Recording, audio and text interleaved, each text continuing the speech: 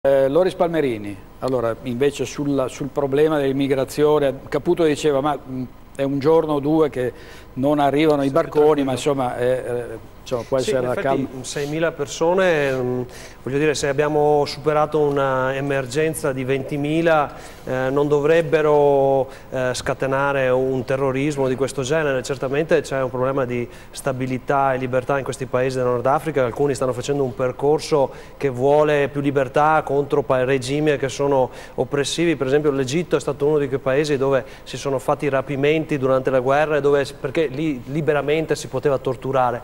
Allora, il problema dell'immigrazione è esattamente... Scusi, Sergio Romano in un pezzo ha detto ma noi esultiamo per un golpe dei militari, no? Beh, non è stato... così ha detto Io Romano. non lo vedo come un golpe dei militari, speriamo che mantengano la parola di rispettare la Costituzione e di portare semplicemente la transizione e quindi di avere un partner più stabile e più vicino alle nostre libertà, che però ovviamente il problema dell'immigrazione ha coinvolto, sono molti anni che abbiamo un problema non ben gestito in Italia, basta recarsi nella costa adriatica, in Istria, Dalmazia, nella Croazia e vedere che questa confusione che c'è in Italia non c'è mai stata. Allora bisogna rendersi conto che il governo italiano, come in tante altre cose, non sa gestire dei problemi fondamentali. Noto con preoccupazione che la Lega sta amando molto fare opere pubbliche dove ha le amministrazioni, quindi le carceri sono necessarie. Io troverei la cosa più grave di tutte è l'appello che ha fatto il signore della polizia penitenziaria. Abbiamo una situazione disumana nelle nostre carceri dove la gente è costretta con spazi veramente disumani, 1 metro quadro a persona, chiusi 22 ore in cella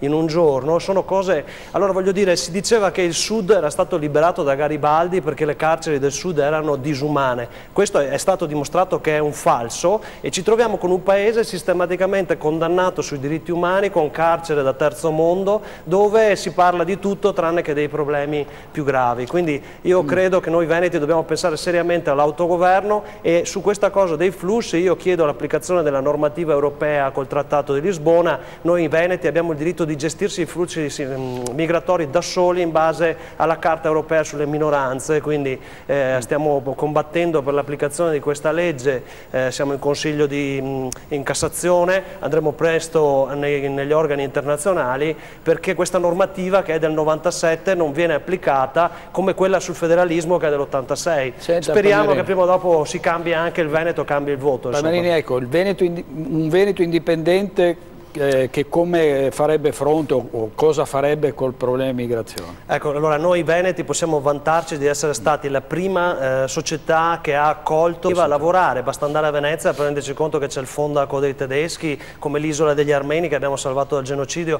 come il ghetto degli ebrei. Chi associa razzismo ai veneti è una persona che ignora la storia.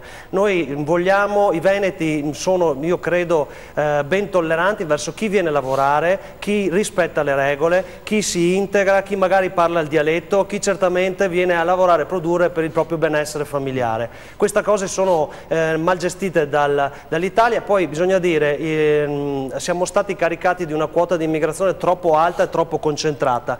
La quantità di immigrati che è arrivata nel nostro territorio nell'arco di 10-15 anni è quella che la Svezia ha accettato in 40, quindi è chiaro che il problema gestito dall'Italia non è gestito e quindi è chiaro che in questo momento i veneti non vogliono più immigrazione ed è comprensibile perché altrimenti non è più immigrazione, diventa sostituzione etnica di un paese, di un popolo che viene privato delle risorse per fare le famiglie e questa è responsabilità del centro-sinistra e della democrazia cristiana che ha ridotto le famiglie alla povertà, a non poter figliare. Allora non è il... Per prendere questi soldi e costruirlo, punto e basta, e metterci dentro io trovo che questa idea che il carcere porterà benessere alla comunità locale è del tutto infondata. Si è visto che dove sono stati... A parte scusami, ho detto un'opera pubblica, è un'opera pubblica. Sì, ho capito, però le carceri sono sottoposte a una normativa particolare per cui ci vuole tutta una serie di permessi e quindi di fatto sono i soliti 4 costruttori che sono quelli che sono quasi uno più uno meno finiti nelle inchieste sul carcere, la Maddalena eccetera, su varie opere pubbliche, per cui il carcere è una questione particolare. Però non si fa secondo niente. me è più interessante interessante sarebbe valutare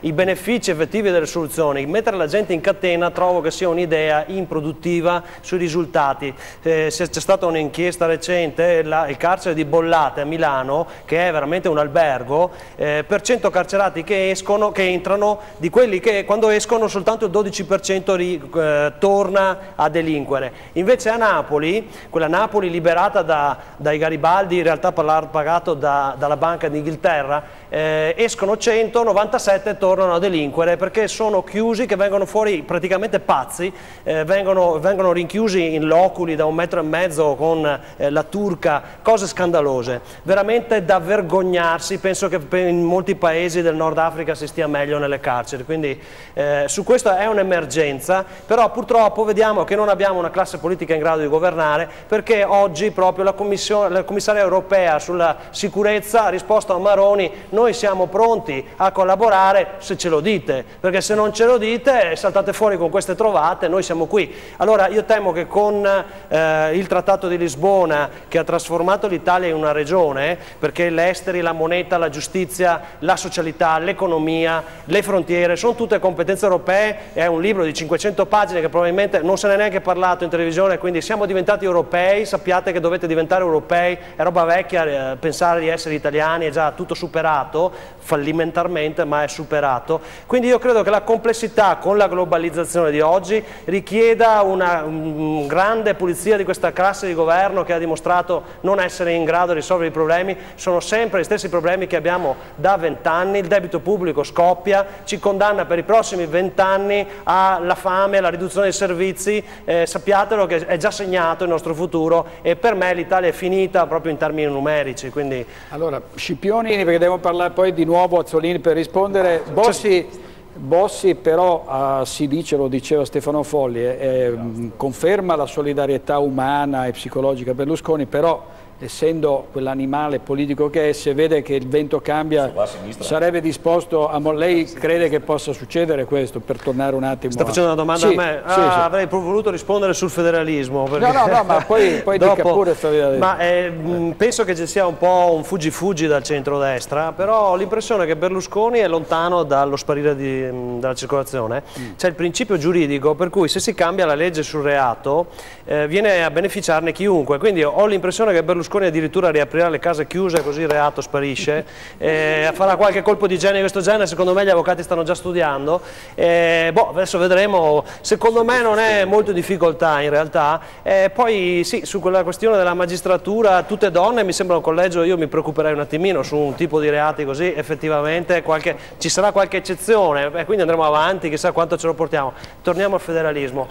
Il federalismo che si sta facendo adesso è il fermare le bocce come stanno, cioè chi ha pagato tanto fino adesso continuerà a pagare tanto. Su questo è un principio. Perché? Perché le amministrazioni in deficit potranno continuare a spendere come prima, un po' meno. Quindi chi è stato bravo prima non ha sprecato prima e non potrà sprecare dopo. Chi ha sprecato prima potrà sprecare un po' meno, dovrà sprecare un po' meno, ma sprecherà lo stesso. Quindi è un federalismo che, fra l'altro, io dico, c'è un comune che ha fatto la gara, ha messo su internet, tipo stile asta online, per le opere pubbliche del comune. Hanno ridotto a metà i costi.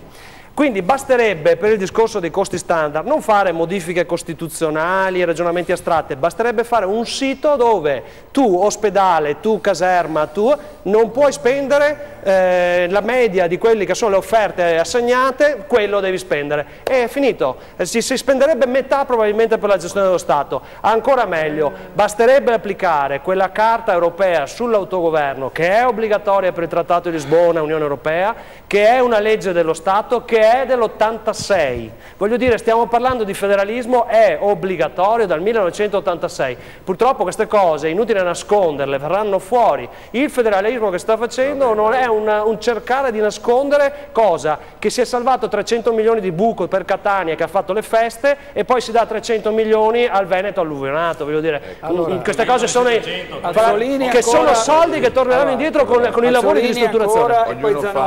Ognuno fa il suo ruolo portate acqua al vostro mulino e va bene, però nella realtà insomma, che la Carta europea abbia forza di legge federalista e possa obbligare le regioni ad alcuni comportamenti non stanno in cielo né in terra. Bisogna fare... il Parlamento fa le leggi, il referendum è l'eccezione. Vorrei capire tanto con tutti i referendum che abbiamo fatto, che poi alla fine non sono stati rispettati, cosa cambierà con un referendum in più? Abbiamo i comuni... Quale altra arma hanno i cittadini in mano? Nessuna arma, non è valida neanche questa, perché abbiamo fatto per la responsabilità sui magistrati. Ma non serve a nulla, non serve a nulla, perché abbiamo visto che i referendum più importanti, tipo la responsabilità sui magistrati, tipo il finanziamento ai partiti, sono stati tranquillamente, bellamente sovvertiti, quindi voglio dire... Andare a votare con questo... Lei, dottor Baciali, Rete Veneta, perché è l'unico giornale che dà voce a noi, un corpo di polizia che fa un lavoro molto onorato, però sempre lontano dai teleschermi, un lavoro che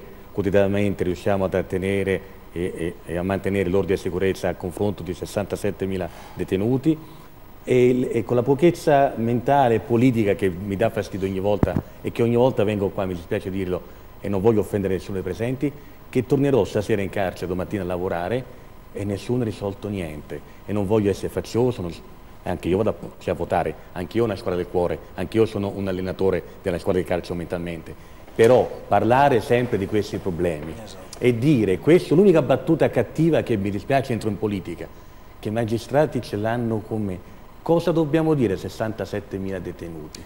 Che tutti i magistrati ce l'hanno con loro, io stasera torno da loro, domattina parlo con loro, come posso dire quando una carica politica può affermare io credo nella legge e credo nel rispetto del magistrato, devo averlo. Le do un suggerimento, fate una raccolta fra i detenuti di una petizione verso gli organi dell'Unione Europea per maltrattamento da parte dello Stato che viola varie convenzioni. Passate sopra tutta questa classe politica inutile, fatelo voi, fatelo fare agli detenuti che sono quelli che pagano, è un loro diritto umano, scrivete alla Corte di Strasburgo che ha fatto un faldone alto, infinito di sentenze contro l'Italia, fatelo voi, perché se non lo fate voi non lo farà nessuno in Italia per un altro bel po', discuteremo. Cioè il carcere non è un hotel, ho letto un messaggio un po' fuorviante. Qualcuno diceva vengono dalla Tunisia perché lì sono duri. Non è vero, abbiamo chiuso Padova, ha detto bene prima di Napoli. Padova 3 anni fa sono stato a vederlo quando è stato chiuso, la Turca era in mezzo dove mangiavano ed è Padova nel nord-est ed è vero, però per non parlare delle condizioni dei malati poi. Si parla i venti sbagliati che stanno arrivando. Venti africani arrivano in Italia. Purtroppo effettivamente abbiamo una paralisi istituzionale che è derivante da tanti anni, decenni, forse il debito pubblico accumulato, oggi il dato ufficiale dovremmo crescere del 3% per i prossimi 20 anni per rientrare nei parametri europei, che è impossibile perché lo fa la Germania. Cominciano a sentirsi voci strane, i politici tutti uguali, è tempo di rivoltarsi. Beppe Grillo che diceva ai giovani andate all'estero o fate la rivoluzione, purtroppo vuol dire che si è perso, si sta perdendo ormai quella cinghia di trasmissione con un Parlamento nominato e quindi che è lì incollato alla poltrona perché non ha nessun attecchimento con la realtà e questo purtroppo io devo dire l'hanno voluto un po' tutti quelli che sono al governo oggi. Un partito, voglio dire, c'era 20 anni fa il problema delle firme che poi si è visto era falsificato, comunque un attecchimento al territorio. Abbiamo perso il Parlamento, abbiamo perso la cintura di trasmissione con il governo, con il territorio, i territori che vanno male, che ci sono l'economia che non va. Credo che siamo in un momento di cambiamento. Per fortuna non moriremo democristiani, ma speriamo di non morire in una situazione del genere perché forse allora mi è permesso perché già una volta brevissimo poi voglio una pillola di saggezza di Frigo, stavamo meglio di adesso e si stava meglio, si lavorava, si no, il debito pubblico, caro amico, il debito pubblico non l'hanno. Allora, facciamo questo mito che continua a dirlo. Fino agli anni 90 il debito pubblico mettiamo pari a 100, dagli anni 90 ad oggi moltiplicato per 4, eppure i democristiani hanno finito l'ora di governare e allora c'erano anche le aziende pubbliche, c'era un patrimonio dello Stato che poi è stato svenduto in tante false privatizzazioni. Nonostante la vendita del patrimonio dello Stato, il debito pubblico è aumentato.